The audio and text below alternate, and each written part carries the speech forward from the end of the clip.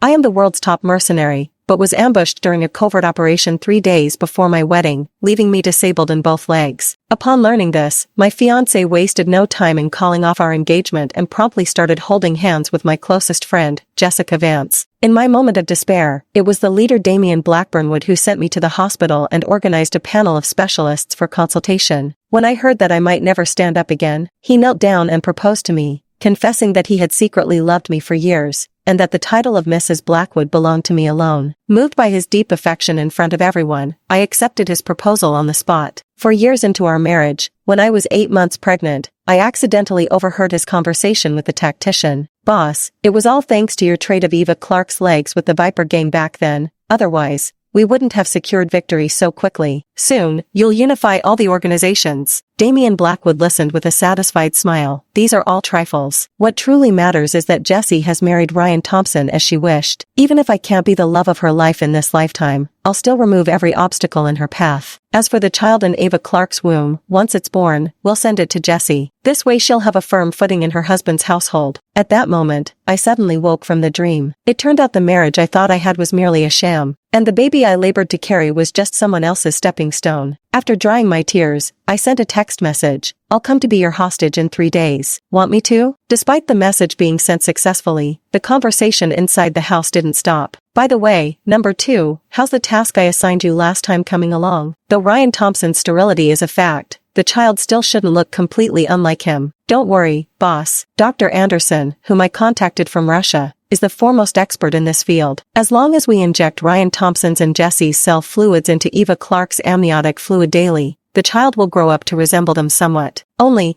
the process might be a bit painful." On the other side of the wall, I saw Damian, who had just been tense, immediately relax and scoff. "Pain? Don't forget Eva Clark is the top mercenary. What's a little pain to her? Go ahead and poke hard. Remember, no anesthesia allowed throughout the whole process. The child's safety comes first above all else." Hearing this, my heart ached so much I could barely breathe, my hands clamping desperately over my lips to stifle any sound. Before Damian could discover me, I hastily wheeled my chair back to the bedroom, fragmented memories piecing together in my mind. 4 years ago, during my final mission, my whereabouts were leaked, leading directly to my ambush by enemy forces. After capturing me, they were all ecstatic, repeatedly stomping my head underfoot. These very legs were brutally shattered by their sledgehammers. When I regained consciousness, I'd been dumped on the street. My fiancé took one look and immediately recoiled, leaving my bloody, broken body lying on the pavement. In my moment of despair, it was Damian Blackwood who walked towards me, sending me to the hospital and keeping vigil by my side night after night. Back then, I naively believed I had found true love. Little did I know, he was the one who truly pushed me into the abyss. Of course, had it not been for betrayal by someone close to me, my whereabouts would never have been discovered. Everything he did was for his beloved Jessica Vance. As for whether I lived or died, including the child in my womb,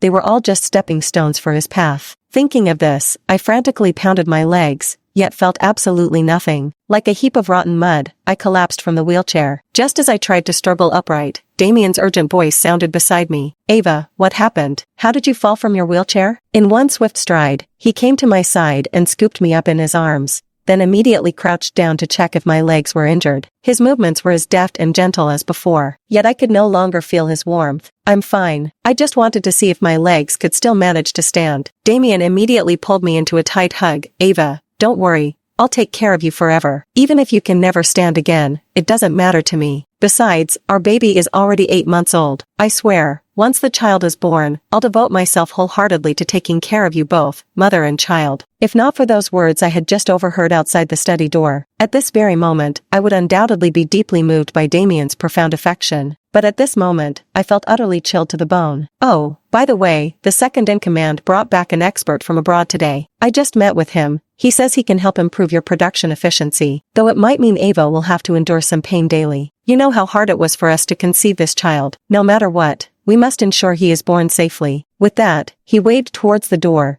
and a doctor in a white coat approached me, carrying a syringe with a needle as thick as a finger. I shook my head at Damian. "I won't get the injection. The child can still be born healthy." Damian's originally gentle face stiffened slightly, a flicker of displeasure flashing in his eyes. He said firmly, "No, I'm doing this for your own good." The next second, he forcibly pressed down on my shoulders as an icy needle pierced into my spine, churning relentlessly inside my body. Shaking violently from the pain, the last remnant of love in my heart vanished completely just before I lost consciousness. When I opened my eyes again, it was already deep into the night. My stomach felt as heavy as if it were filled with lead. Damien stayed by my side the whole time without leaving. Seeing me awake, his eyes brimmed with concern. "Ava, you're awake. Do you still feel unwell anywhere? The doctor said the baby is perfectly healthy and praised you as the bravest mother in the world." Damien gazed at me with sincere eyes, while a bitter smile tugged at the corners of my lips. I gently touched his bloodshot eyelids and said, "I'm fine. You should get some rest." Soon, the steady rhythm of Damien's deep breathing echoed beside me. As for me, I picked up the spare phone he kept by the pillow, untouched throughout our 4 years of marriage. Sure enough, the password was Jessica Vance's birthday, and at the top of the encrypted contacts list was also, "Beloved Jessie." Clicking into it, it was full of Damien's heartfelt care, far warmer than those brief messages he normally sent to me. And Jessica Vance would also send her photos. They confided their feelings to each other through messages, subtle yet profound. Of course, without exception, Damien meticulously saved every single one of these photos in an album, all 9,999 of them, and the album was titled The Only Love of My Life. Though I had anticipated it in my heart, witnessing it firsthand still left a sting that was hard to ignore. A self-mocking tear slipped from the corner of my eye, but the final straw that broke me was the private social media post. It had been documenting every little detail about Jessica Vance since 13 years ago. Even her menstrual cycle was marked with red reminders by Damien. I had just gotten married not long ago, suffering from severe dysmenorrhea due to years of military service. When Damien saw my pale face, he coldly retorted, "Why are you so fragile?" before walking away. Only today did I finally understand, he wasn't incapable of tenderness. He just wasn't tender with me. Immediately after, a screenshot of a chat record caught my eye. Dated the day of my wedding with Damien, it read, "If marrying her can make you happy, then I'm willing to make that sacrifice." The man's succinct confession prompted the woman to send back an emotional emoji. One couldn't help but marvel at what a grand love this was. The only pity being that I was the sacrifice, while all the love went to Jessica Vance. If that's the case, I'll comply then. The next morning, I was jolted awake by the sting of a cold needle, tears streaming unbidden from my eyes. As soon as I looked up,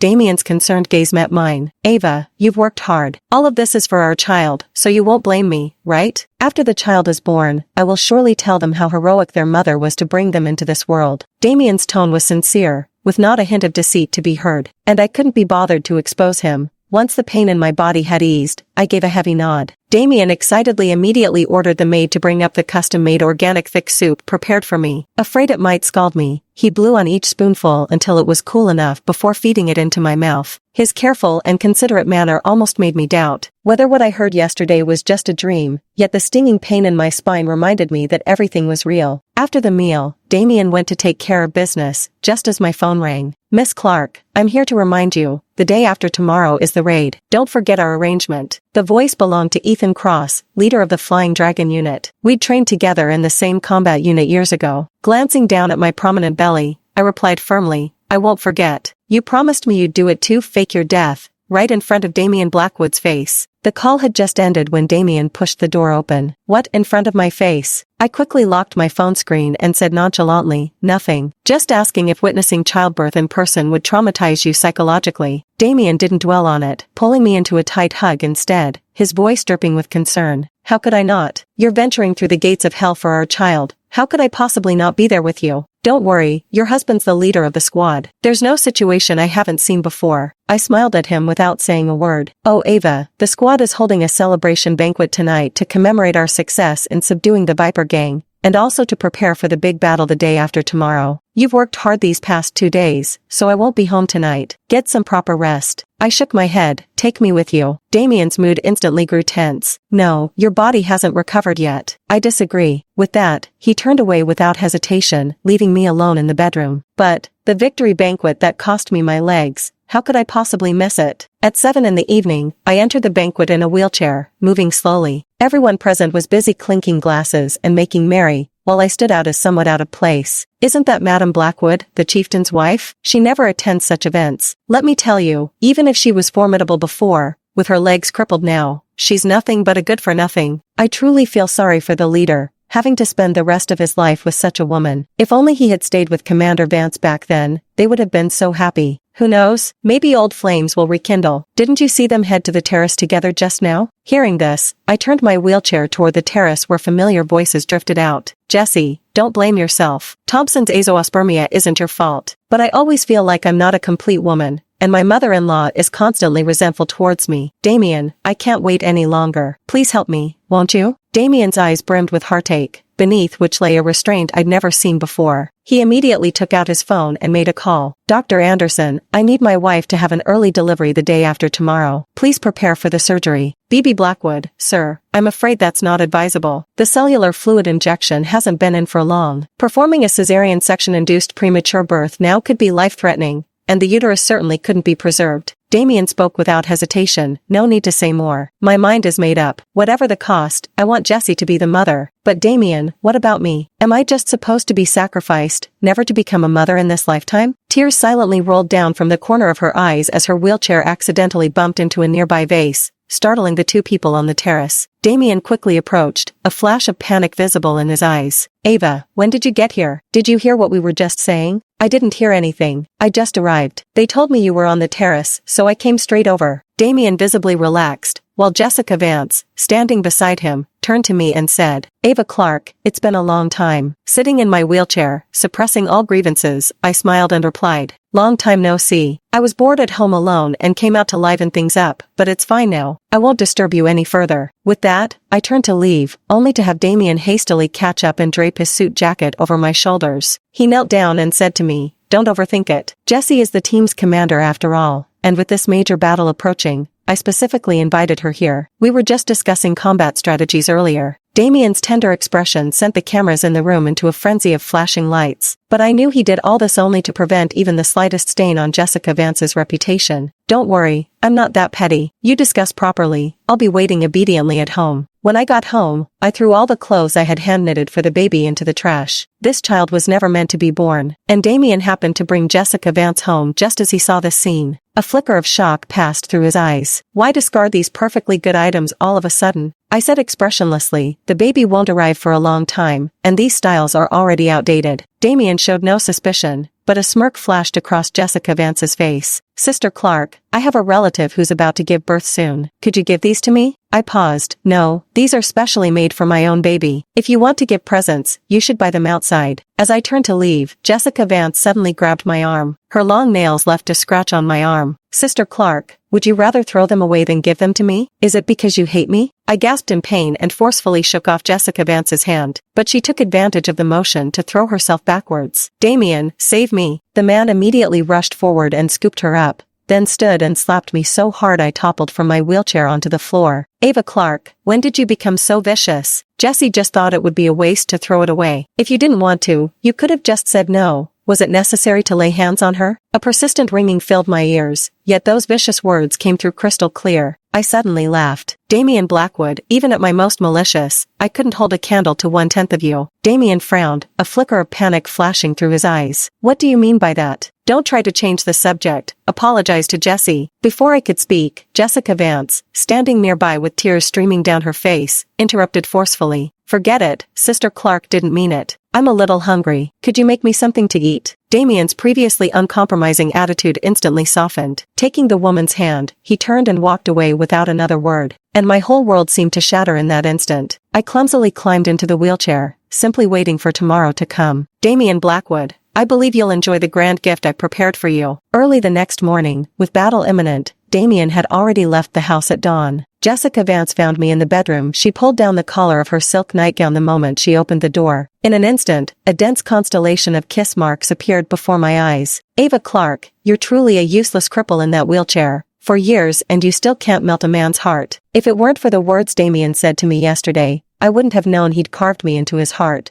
While you're just a tool he's been using. As she spoke, her gaze lingered on my pregnant belly, her eyes filled with jealousy. Once the baby is born tomorrow, I will personally torture him to death. How could I possibly raise yours and Damien's child? Once you lose your ability to bear children, I will become the true Mrs. Blackwood. Alright. With that, I glanced down to check the time and turned off the recording. The next second, the door was kicked open, and soon I lost consciousness. When I opened my eyes again, I only felt my hands being bound, and a sack was pulled over my head. Jessica Vance's pleas echoed beside me. Let me go. If you hurt me, Damien will never let you get away with it. I glanced at the time and felt it was about right. Sure enough, the next second, Damien stormed in with his team. I was yanked to my feet by the soldier as Ethan cross-grinned and said, Chief Blackwood arrived quickly enough, dropped the fight as soon as he heard the name Vance. Damien's tense voice rang out, let her go. I admit defeat in this battle today. Ethan Cross burst into maniacal laughter. I'm not here to accept your surrender. You've come at the perfect time. There's a multiple-choice question that's been waiting just for you. One is your sweetheart trembling like a rain-soaked pear blossom. The other is, you're mercenary. Which one will you choose? Without hesitation, Damien answered. I choose Jessica Vance. No matter who else there is, I choose her. Ethan Cross clicked his tongue and pulled out his pistol. Then kill the mercenary yourself, and I'll let your little sweetheart go. Through the gaps in the sack, I saw Damien slowly raise his pistol and say to me, as a warrior, I believe you've long been prepared to face death. Don't worry, I'll take care of your family after you're gone. I let out a self-mocking laugh. If Damien had just paid a little attention, he would have noticed my unsteady legs and slightly rounded belly, but he didn't. The next moment, a bang rang out. Blood gushed from my chest, and between my legs, a river of blood flowed. Before closing my eyes, I saw Damien sprint forward to catch Jessica Vance. Hurry, call a doctor. Jesse, how are you? Are you hurt anywhere? Were you scared? I'm sorry I came late. Damien picked up Jessica Vance and rushed out the door,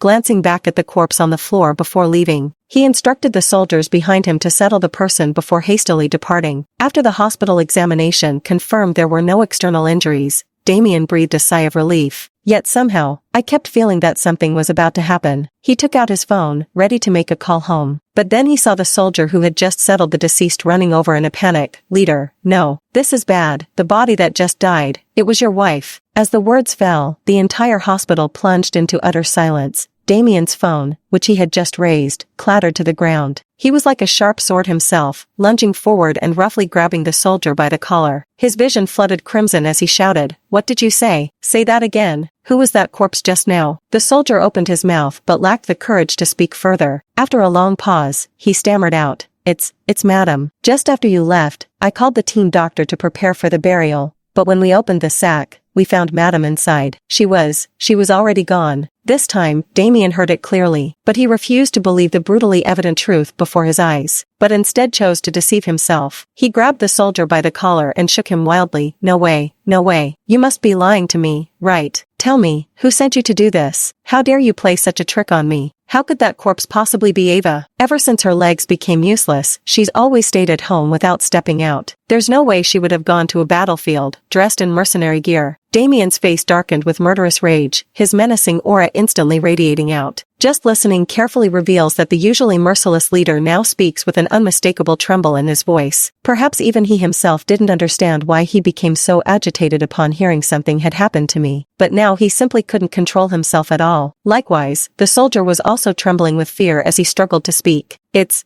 true. Absolutely certain. 8 months pregnant, both legs disabled. Who else could it be but the lady? Oh, right. I just found 5 rings on her body, each engraved with your names and dates. Boss, take a look at this, he said, then reached into his pocket and pulled it out. Damien loosened his collar with a trembling hand and took it from him. With just one glance, he recognized it, because these things were all too familiar to him. For years ago, after my legs were crushed, I woke up startled every night, terrified that Damien might abandon me too. To give me a sense of security, he bought a pink diamond worth millions of dollars from South Africa and held a wedding in New York that is still admired to this day. The only drawback was that the bride was disabled. After marriage, he would give me a ring every year on our anniversary. It was meant to symbolize his unwavering commitment. Finally, last year, I suggested that this time I wanted to be the one to prepare the ring for him. Unfortunately, before this day could arrive, I discovered his deception, and he would never live to see our 5th wedding anniversary. At this moment, the crimson liquid on the ring pierced Damien's heart like a dagger. His trembling hands wiped the bloodstains over and over again, but no matter how hard he tried, he just couldn't wipe it away. A profound sense of helplessness washed over Damien's entire body. Clutching his head tightly, he collapsed weakly to the ground. Yet my mind kept replaying the moment I pulled the trigger. The instant rivers of blood began to flow. Yet he could never have imagined that the mercenary was me. And he killed me with his own hands, along with our baby who was already 8 months old. 1 corpse, 2 lives. These 4 words struck Damien's heart like a sledgehammer blow. He had originally thought that after the child was born, Jessica Vance's position in her husband's family would be secure, so that he could continue living those once warm and happy days with me. As long as those secrets remain forever hidden, I can stay fooled for a lifetime. But nothing in this world can stay hidden forever. Damien shook his head in despair.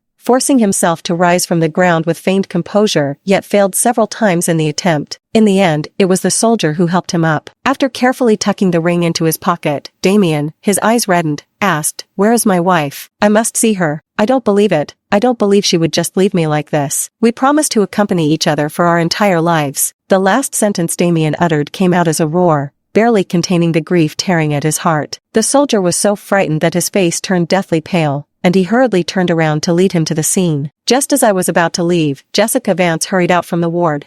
Damien, where are you going? I'm so scared right now. Every time I close my eyes, all I see are scenes of being kidnapped. Don't go. Stay at the hospital with me, okay? I really can't live without you now. Back in the day, Damien would have definitely chosen to stay. But now, his mind is filled entirely with scenes of my gruesome death. Who cares about all that now? With a sharp tug, Jessica Vance's arm was yanked free. He strode away without looking back. Inside the team's morgue, my corpse was neatly laid out on the cold slabs. The once bulging belly was now as flat as a prairie. Dr. Anderson nervously stood by and said, "Leader Blackwood, please accept my condolences. Due to the swollen belly, I had no choice but to perform a cesarean section to deliver the baby, which would also allow the lady to pass peacefully." As for whatever was said after that, Damien could no longer hear a word. He didn't believe it. He refused to believe the cold corpse before him was me. He doesn't believe how much I love him either, so why would I leave with the baby due any moment now? But when Damien staggered to the partition and gently lifted the white cloth, before my eyes stood a woman with a face identical to mine. However, there was already no breath left. Beside it lay a fully formed baby, equally cold and lifeless. At that moment, the last glimmer of hope in Damien's heart turned to ashes. He collapsed to his knees, unable to hold back his sobs. Ava,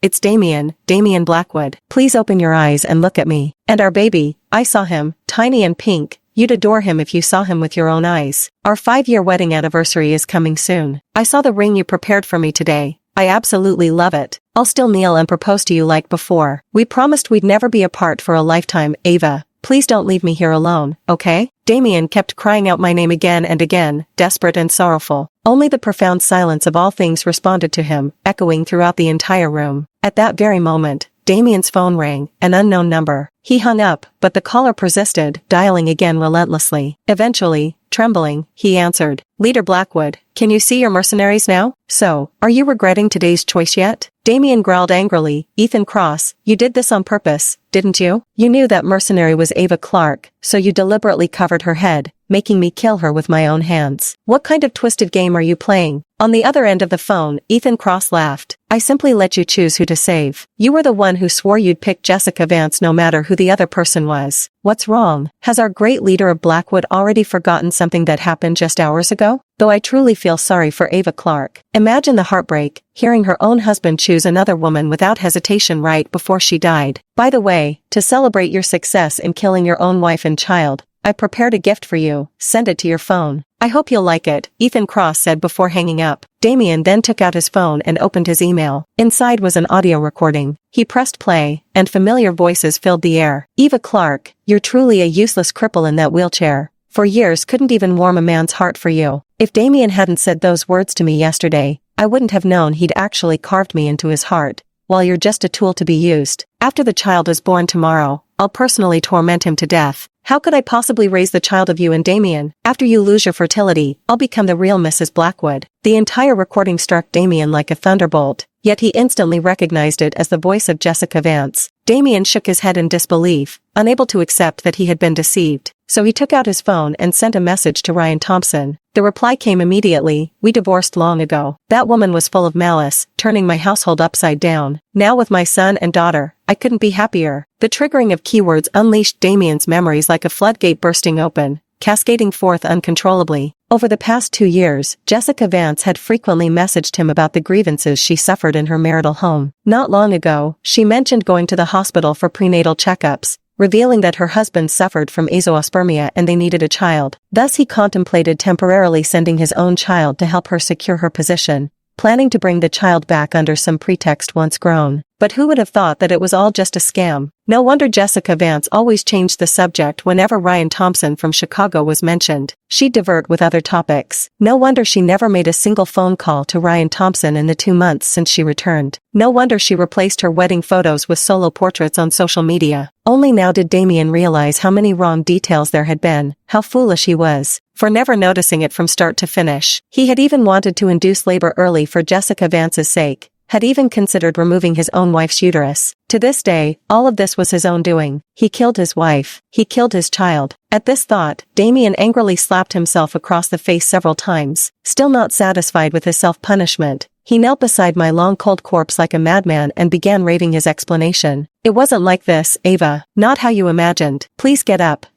and let me explain, please. I was deceived by her. I temporarily lost my mind and did wrong. I was wrong. I was truly wrong. I shouldn't have believed her words. I betrayed you and our baby. I'm sorry. I'm so sorry. After what felt like an eternity, Damien's strength finally gave out, and he collapsed weakly onto the frigid floor, suddenly coughing up a mouthful of blood before losing consciousness. At the same time, the plane landed, and I was secretly taken abroad by Ethan Cross. Immediately, he summoned the world's most renowned orthopedic surgeons to reconstruct my bones and replace my legs. The process was excruciating, because after years of delay, to ensure every bone suture healed properly, anesthesia was completely forbidden throughout. But I wasn't afraid, having already died once before. What was this little pain? If only I could stand again. No price was too great to pay. When I awoke next, Ethan Cross sat beside me, exhaustion evident in his eyes. Seeing me awake, the exhaustion in his eyes instantly gave way to light. You're awake? Do you feel uncomfortable anywhere? I'll call the doctor. Watching his anxious expression, I shook my head and forced out a weak smile. Seeing me like this, Ethan Cross ruffled my hair in frustration and helplessness. After all this, how can you still manage to smile? Do you realize you were unconscious for 5 whole days and nights? I almost thought you'd never wake up. Then I would have made Damien Blackwood pay with his blood. With that, Ethan Cross pulled a piece of paper from his pocket. During your coma, I've investigated thoroughly. The accident you had back then was indeed Damien's doing. It's all my fault for being abroad at the time, otherwise. Before he could finish, I shook my head with a smile. It's all in the past now. I don't want to know anything more about New York. In the following days, I gradually began my rehabilitation training, though it meant learning to control my legs again like a child. Watching myself improve bit by bit brings me immense joy. At the same time, I went ahead and deleted all my social media accounts, then created new ones. But even so, Damien's Zenith organization is too prominent. Even hospital screens abroad are broadcasting domestic news in real time. Only then did I learn that after my death, when Damien discovered Jessica Vance had deceived him, he went mad and imprisoned her in the dungeon to torture her. Even Dr. Anderson, who had colluded with her, was executed outright. Damien, who had always killed with swift brutality, chose not to end it with a single stroke this time. Instead, he prolonged the torment, cruelly smashing Jessica Vance's legs, just as she had done to others, then toss him onto the streets to feed the stray dogs. When I saw this message, Ethan Cross was right beside me. He asked me how I planned to deal with Damien and offered to return immediately to assassinate him within the special ops team if needed. I shook my head. No need. Death lasts but a moment, yet forgetting someone takes a lifetime. I don't want Damien dead. I want him to spend the rest of his days drowning in regret. In the days that followed abroad, I seemed to have rediscovered my former self. No longer would I lose myself in love, nor blind myself with hatred. Gradually, I sealed away all memories of the past. But Damien was entirely different. After punishing all those who had deceived him, he returned to what was once our home. After the incident, Damien didn't dare take a single step inside, because it was filled with memories of us. But when he came home and found all the photos of me had disappeared, he panicked. So Damien summoned the butler to retrieve all the surveillance footage. He wanted to edit together every memory containing me, only to accidentally see that day when I stood outside the study door, listening to his conversation with the tactician,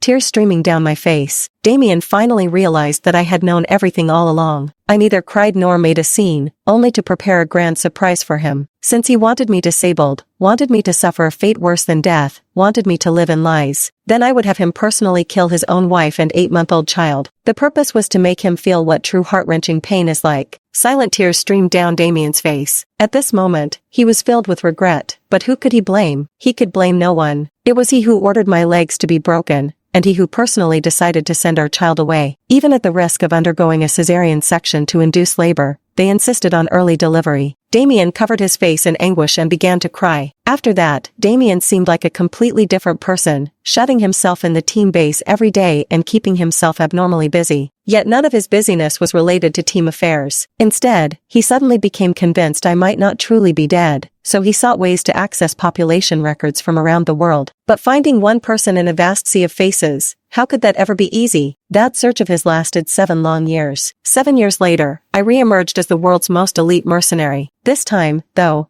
I wore a mask and carried no reputation, yet still struck fear into hearts. Soon, the newly formed small organizations were all seamlessly absorbed through my tacit cooperation with Ethan Cross. That day, a newly formed team challenged us to a decisive battle on the mountain peak. When Ethan Cross and I arrived, there was no army, just the familiar yet unfamiliar back of a single man. He slowly turned and raised his head. This time, I saw Damien, his hair completely white. Overcome with emotion, he tried to step forward, but Ethan Cross knocked him to the ground, leaving his face smeared with mud. Damien didn't care at all, stubbornly propping himself up as he spoke in my direction. "Ava, is that you? It must be you, right? Even if you wear a mask, even if you've changed from before, I'd recognize you at a single glance." Turbid tears streamed down Damien's cheeks. I can't help but recall the days when I was disabled and abandoned on the street. Damien must have looked at me the same way back then, only, I believed he was my salvation. Never did I imagine he would turn out to be the true murderer. Seeing my silence, Damien fell to his knees and begged, "Ava, my greatest wish in this life is to see you one more time. I'm begging you, please take off your mask. I know you won't forgive me. I just wanted to prove that you're still alive. You don't know how many years I've searched for you. I never believed you'd really left me." Damien was choking on his tears, snot running down his face. In the past, this sight would have moved me deeply, but now, no matter what he says, not a single ripple stirs within my heart. Because the person standing before him now was no longer the Ava Clark who had once loved him deeply. I glanced at my watch and, unwilling to hear any more of his nonsense, turned and walked away. This time, Damien's pained sobs followed me from behind. His crying escalated from quiet whimpers to uncontrollable wails, shifting from sorrow to bitter regret. 3 days later, Ethan Cross and I completed the unification of the entire organization. In the evening, the whole team threw a victory celebration for me. This time, I was no longer a supporting character in the crowd, but the shining star that radiated brilliance. When it ended, I received a call from the hospital. The doctor informed me that Damien had chosen to sever both his legs half an hour ago, dying in excruciating pain at the hospital. At this moment, I can't quite describe what I'm feeling. It's like hearing news about the death of a stranger. Then slowly, I heard the doctor speak again. Before dying, Chief Blackwood left a final message. "Love is like a beacon fire." As for what came after, his words had already become too slurred to understand. I looked up at the team's signal tower and replied, "Yes. When the flames die out, so does the bond. Because this was our mercenary vow, should we break it, love will be like a beacon fire. When the flames die out, so does the bond. Now he has fulfilled it. And I will run alone toward the brilliant future awaiting me." The end.